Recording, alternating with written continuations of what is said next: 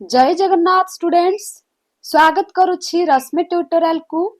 तो मार्च 13 रु आपण मानकर सीयूटी पीजी एंट्रेंस मु टिके डेरी कर देछि वीडियो आनिबारे, किंतु एबे भी समय अछि। आपण मानकर आज होउछि जनवरी 29, आपणकर आवेदन हेबो फेब्रुआरी 1 पर्यंत। जो माने सेंट्रल यूनिवर्सिटी रे पीजी करबा पई चाहुचंती आउ वेट करंतु नाही, आज ही आवेदन कर दियंतु।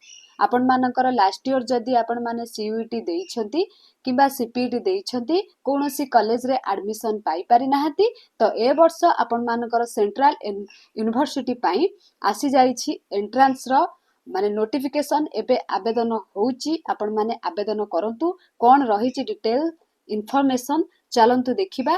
ता पूर्वरु आपण मानकु समस्त को रिक्वेस्ट, समस्त गोटे गोटे शेयर कर दियंतु आउ लाइक कर दियंतु। जदि चैनल को आपण माने नुआ विजिट करूछंती, फटाफट सब्सक्राइब कर दियंतु। एठी नोटिस करि पारुथिबे मेंशन अछि मार्च 13 रु सीयूटी पीजी आपण मानकर मार्च 13 रु 31 तारिख पर्यंत एंट्रेंस हबो। सीबीटी मोड रे परीक्षा हेबो, माने कंप्यूटर बेस्ड टेस्ट। ठीक अछि। आ फेब्रुआरी 1 जाए आपण मानकर आवेदन। जदि ओडिसा कथा कहिबा, आपण मानकर कोरापुट रे सेंट्रल यूनिवर्सिटी अछि, आपण माने सेठी एडमिशन पाइबे। नहले अलगा स्टेट रे भी जो गुडा को आपनकर सेंट्रल यूनिवर्सिटी आपनकर रैंक अनुसार आपनको एडमिशन मिलिबो। जेमिति आपनकर सीपीटी रे जदि आपण माने सीपीटी रे पाई पारि नाहते लास्ट ईयर, एबे सीयूटी थरुटे देई दियंतु। हुए तो आपण मानकर लक जदि साथ देला, आपण भी गोटे भल कॉलेज रे एडमिशन पाई परिबे। सीपीटी तो आगो को आपनकर आसी जिवो जून बेलकु, किंतु आपण माने एबे ए जो सुवर्ण सुजोग सीयूटी आसीछि, एटार भी हाथ छड़ा करंतु नाही। स्नातकोत्तर रे नाम लेखा पई सर्वभारतीय स्तर रे हेबो एकक विश्वविद्यालय प्रवेशिका परीक्षा सीयूटी, जोटा कि एनटीए माने नेशनल टेस्टिंग एजेंसी द्वारा एटा हेई थाए। ए नै आवेदन प्रक्रिया चलीछि। फेब्रुआरी 1 तारिख जाए नेशनल टेस्टिंग एजेंसी वेबसाइट रे चलिबो आवेदन। आपण मानकर एनटीए वेबसाइट रे आपण माने आवेदन करि परिबे।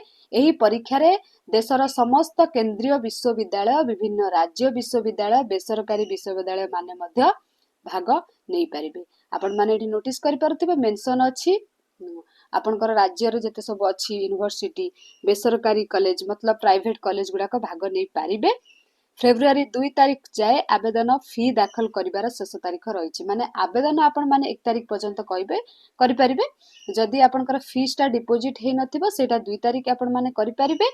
सेहि परि 3 रु 5 तारिख मध्य फॉर्म संशोधन सुजोग मिलिबो। जदि आपनकर फॉर्म रो किछि भूल अछि, आपण माने 3 पर सेटा को एडिट करि परिबे। आ मार्च प्रथम सप्ताह रे परीक्षा केंद्र रो शहर नाम घोषणा करा जिवो।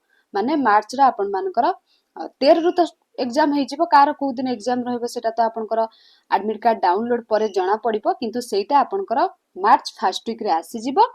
एपरि कि मार्च 13 रु 31 तारिख मध्य रे घोषणा करा जिवो। एने समस्त सूचना एनटीए वेबसाइट, जोटा कि www.nta.ac.in रे उपलब्ध आपण मानकर हबो। आपण माने वेबसाइट रे आवेदन करि दियंतु जदि आवेदन करि नाहंती।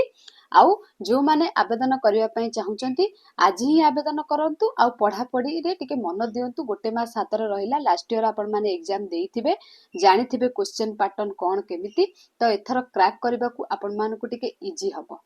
सेथिपाई आपण मानकु कहूछि, आपण माने थरुटिए आवेदन करंतु। भाबंतुनि कि एटा सेंट्रल लेवल लो मु क्रैक करि परिबिनी, पकेइबिनी, एमती भावना जदि रखिबे आपण माने निजे ही हैरान हेबे। आपण माने एग्जाम दियंतु, एग्जाम देले ही आपण माने जानि परिबे क्वेश्चन पैटर्न कोन। ए वर्ष न क्रैक हेले भी आर वर्ष आपण माने क्रैक करि परिबे। एटा जदि देबे सीपीटी आपण मानक पई इजी हेइ जिवो।